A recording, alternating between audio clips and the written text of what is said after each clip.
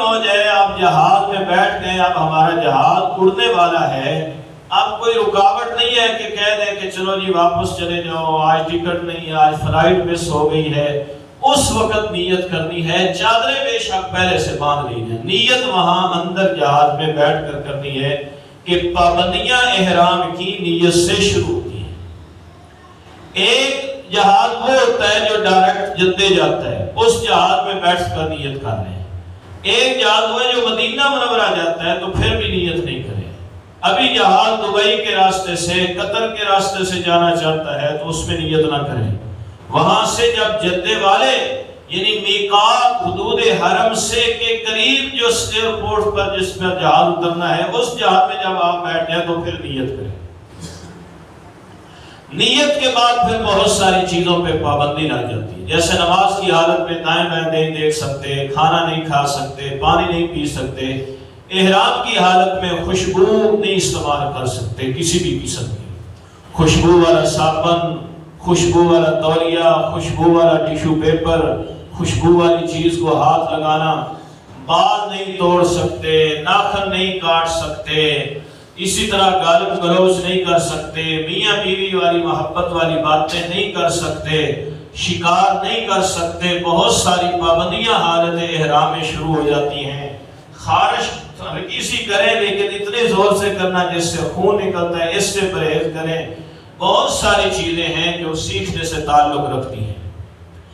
پھر آپ نے 2 نفل پڑھنا احرام سے پہلے وضو کر کے، یہ سنت ہے، اس پر ثواب ملے گا۔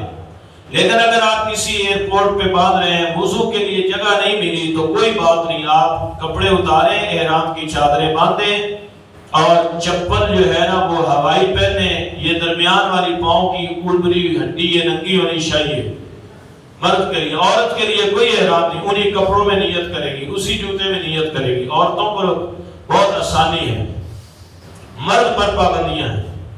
احرام باندھتے ہوئے ہمارے لوگ ایسی جہالت کرتے ہیں کہ احرام کی میں ناف چھپانا بھی فرض ہے اور یہ دونوں گھٹنے چھپانا بھی فرض ہے۔ سمجھ رہے ہیں آپ گھٹنے تو چلو چھپے ہوتے ہیں، ٹخنے سے اوپر ہو، گھٹنے سے نیچے ہو احرام کی چادر، اور ناف احرام کے اندر چھپی ہوئی ہو، ایسے ہمارے لوگ زیادتی کرتے ہیں۔ اللہ میں ہدایت دے، معاف فرمائے کہ یہ ناف کے نیچے والا ٹھڈ سارا نظر آ رہا ہوتا ہے۔ اور کئی ایسے موٹے پہلوان ہوتے ہیں کہ وہ بلیڈ نہ رگڑی ہوئی جگہ لوگوں کو کھینا آ رہی ہوتی ہے اور وہ ٹھڈ کاٹ کے لوگوں کا نمونہ جنہاں بکھا رہے ہوتے ہیں۔ عمرہ نفلی ہے اور یہ جتنی دیر اس حالت میں طواف ہی نہیں ہوگا، نماز بھی نہیں ہوگی، اپنے آپ کو برباد کر کے وہ بندہ آ گیا جس کو سطر چھپانے کا طریقہ نہیں آتا۔ یہ ناف سے نیچے ڈھڈ نظر آ رہا ہے مرد کا، وہاں سے بال صاف کر کر کے وہ جگہ نظر آ رہی ہے۔ اتنا شعور نہیں ہے کہ اللہ نے یہ پردہ بنایا ہے، اس کو چھپاؤ، ایسے باندھو احرام کی یہ چیز چھپی رہے۔ اگر ناف ننگی ہے نماز نہیں ہوگی، طواف نہیں ہوگا، حج نہیں ہوگا، عمرہ نہیں ہوگا۔ اب آپ بتاؤ کہ لوگ سیکھ کر نہیں جاتے کسی۔ دوسرا، سر ننگا رکھنا ہے، ٹیڑھ ننگا نہیں کرنا، صرف تھوڑی سی دیر کے لیے یہ گندہ ننگا کرنا ہے، باقی اوپر کی چادر کو اپنے اوپر لپیٹ کر رکھنا ہے۔ لوگ ایسے ڈھڈ کی نمائش کر رہے ہوتے ہیں وہاں جیسے یہ ڈھڈ کی نمائش کرنے کے لیے یہاں آئے۔ یہ سب بے ادبی اور نہ سیکھنے کی وجہ سے جہالت نے ڈیرے ڈالے ہوئے ہمارے پاس۔ احرام باندھنا نہیں آتا، اور کتنی نہیں، میں 5ویں دفعہ عمرے تے جا رہا ہوں، 10ویں دفعہ جا رہا ہوں، احرام باندھنا نہیں آتا۔ پورے باوقار طریقے سے، جیسے آپ کی بیٹی ساتھ ہو، جن کے ساتھ محرم خواتین ہوتی ہیں، وہ بہت اچھے طریقے سے چلتے ہیں ان لوگوں کی نسبت جو محرم خواتین کے بھی ہے، کیونکہ ان کو پتا ہے میری بیٹی ساتھ ہے، بہن ساتھ ہے، وہ بڑے ادب سے، احترام سے۔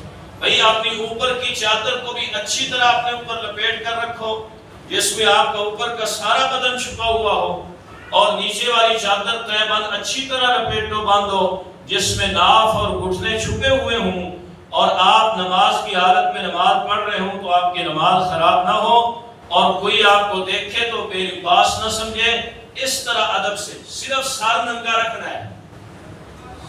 تو جب آپ جائیں گے ایئرپورٹ سے گزریں گے، معاملات سے کرتے کرتے آپ کو گاڑی آپ کے ہوٹل میں اتارے گی، آپ اپنا کمرہ ڈھونڈیں گے، کمرے میں سامان رکھیں گے، وہاں پر واش روم کر لیں، سخت گرمی ہے تو 2 لوٹے پانی ڈال لیں، صابن نہیں استعمال کرنا، بس وہاں پر آرام سے چائے کا تقاضا ہے، گولی کھانی ہے، کوئی اپنا فارغ ہو کر اچھی طرح وضو شوضو کر کے تو اب جناب آپ حرم شریف کی طرف جائیں تو پہلی نظر پہ جو خانہ کعبے پہ پڑتی ہے اس پہ بہت دعائیں قبول ہوتی ہیں۔